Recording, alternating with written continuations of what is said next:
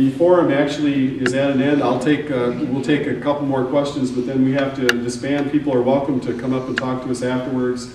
And again, you have contact information for ROC, you have contact information for Disability Rights Wisconsin. Please use it. Question back here. Kathy Jerome, we have an adult family home. Are you okay being recorded? Yeah. Okay. I really don't have a question, I just sort of have a comment, and I'm not really well thought out, but you're talking about guardians being part of this process and part of the decision-making process, and what it's sounding like is sort of the kingpin of the advocacy movement for that particular member.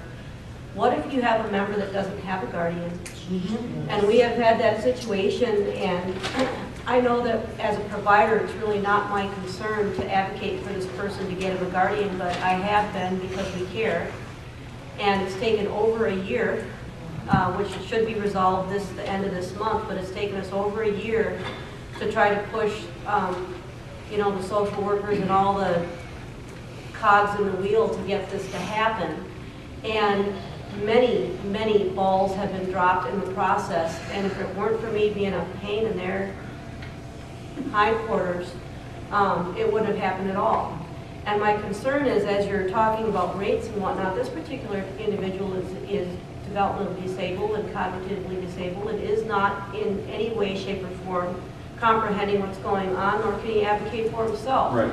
So if that person does not have a guardian, and the social worker who's supposed to be helping this situation isn't doing their job, and rates are being cut and whatnot at his expense, not to his comprehension or knowledge, then what happens to this person who's already fallen into the But I'll tell you that Disability Rights Wisconsin and the Board on Aging and Long-Term Care and me, we all represent people who do not have guardians. And so there are several of the clients in last year's CHP situation did not have guardians, and I represented them, and that one just went well.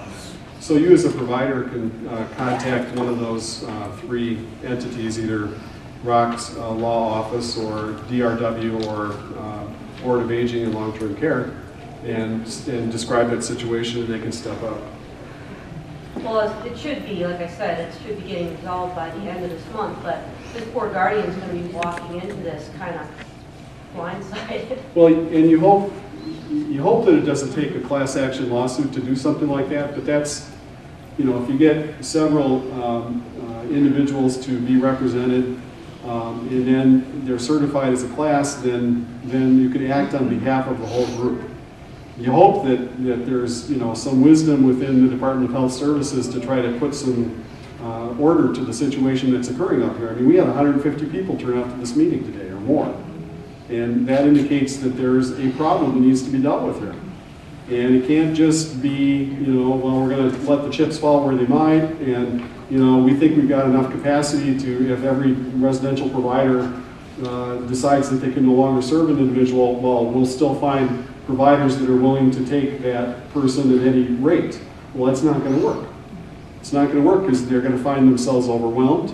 And, you know, it kind of goes back to the question that representative asked here, which is why is CHP still in business if in fact they're bluffing to the extent that they are, that they can take care of all these issues if they blow up in their face. Well, that's really, you know, I don't want to be overly dramatic, but it's playing with people's lives. It really is. Funny story from last year, and that is, we always hear, every MCO says, oh, we got so many empty beds, you know, fine, close that big place, close that place, we got places. So, I don't just tell my clients, stay put, you know, we aren't going to move, count on this lawsuit.